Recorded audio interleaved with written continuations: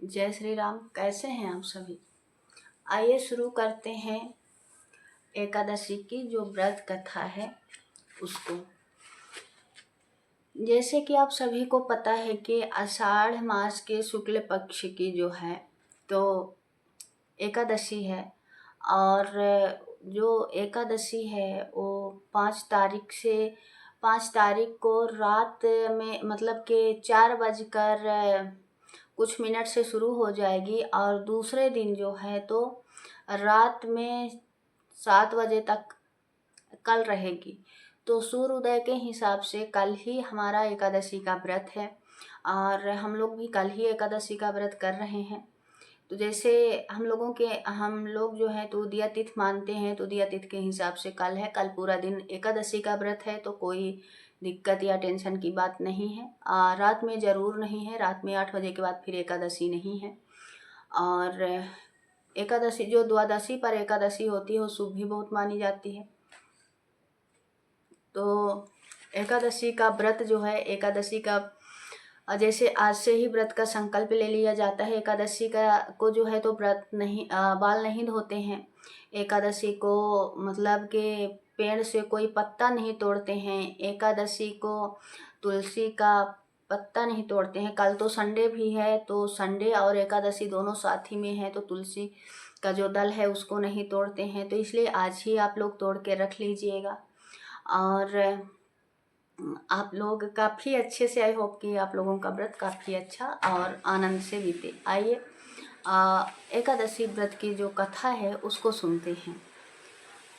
युधिष्ठिर ने कहा कि भगवान, आषाढ़ मास के शुक्ल पक्ष की एकादशी का क्या नाम है और क्या महात्म्य है? इस दिन किस देवता की पूजा होती है? किस विधि से करनी चाहिए? कृपा यह बतलाइए। श्री कृष्ण जी ने कहा कि इसके विषय में भी एक आख्यान प्रसिद्ध है जिसको नारद जी ने अपने पिता ब्रह्मा जी से जाना था। ब्रह्मा जी ने कहा, हे पुत्र, तुमने उचित प्रश्न किया है, क्योंकि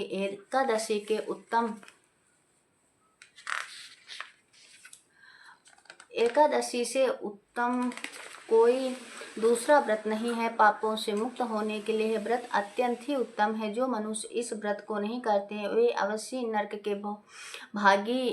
नरक भोग के अधिकारी होते हैं। जब आषाढ़ मास के शुक्ल पक्ष की एकादशी का महात्म्य ध्यान पूर्वक सुनो। इस व्रत को किस प्रकार करना चाहिए? आषाढ़ मास के शुक्ल पक्ष की एकादशी का नाम पाज्ञा है। इस व्रत के करने से भगवान अत्यंत ही प्रसन्न होते हैं। एक कथा पौराणिक है जिसके सुनने और कहने से घोर पाप भी छूट जाते हैं। सूर्यवंश में चक्रवर्ती, सत्यवादी और अत्यंत ही प्रभावशाली मानधाता नामक राजा उत्पन्न हुए। वह अपनी प्रजा का पालन पुत्र के सदृश करते थे।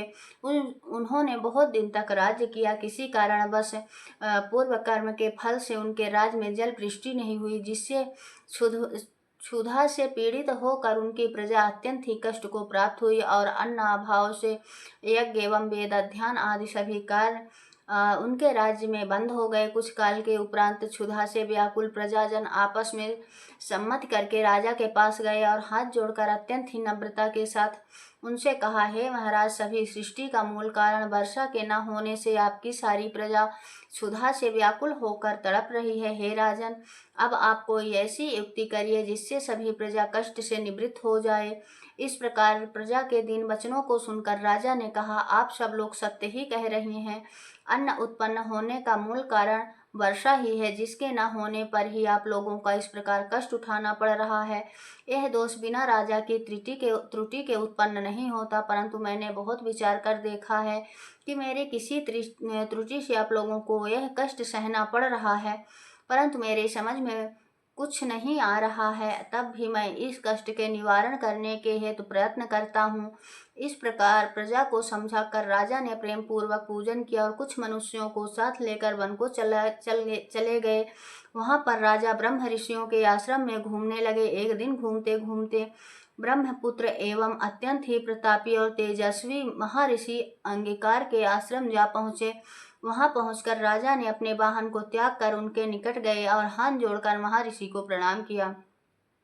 महर्षि ने भी राजा को स्वास्थ्य वचन पूर्वक आशीर्वाद देकर उनका कुशल मंगल ज्ञात किया।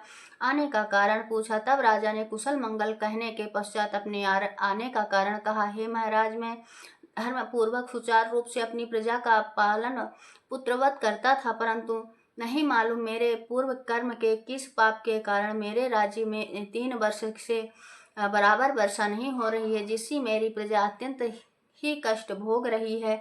यही पूछने के निमित्त अपनी प्रजा को कष्ट से छुड़ाने के लिए आपके पास आया हूँ। राजा की इस कष्टपूर्ण बात को सुनकर महर्षि ने कहा, हे राजन, यह युग सर्व युगों से श्रेष्ठ है, कारण कि इस युग में चारों धर्म 4 पदों से वर्तमान हैं। इसमें तपस्या आदि धर्म कार्य ब्राह्मण ही कर सकते हैं, अन्य जात नहीं कर सकती। इस समय तुम्हारे राज्य में एक शूद्र घोर तपस्या में कटिबद्ध है, इसी दोष के कारण तुम्हारे राज्य में वर्षा नहीं हो रही। अतः अपने राज्य और अपनी प्रजा के कल्याण के लिए उस शूद्र तपस्वी का वध कर दीजिए।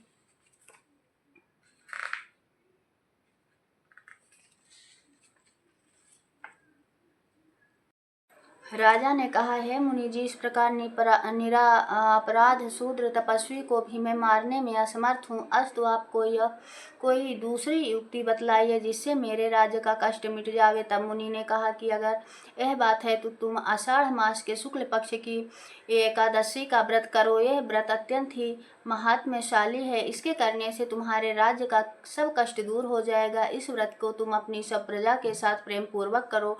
इस प्रकार मुनि की आज्ञा सिरोधार्य करके राजा अपने घर चले गए और सब प्रजा सहित आषाढ़ मास की शुक्ल पक्ष की एकादशी का व्रत प्रेम पूर्वक किया। उस व्रत के प्रभाव से राजा के राज्य में उत्तम वृष्टि हुई और पृथ्वी जल से परिपूर्ण हो गई। भगवान की कृपा से प्रजा कष्ट मुक्त हो गई।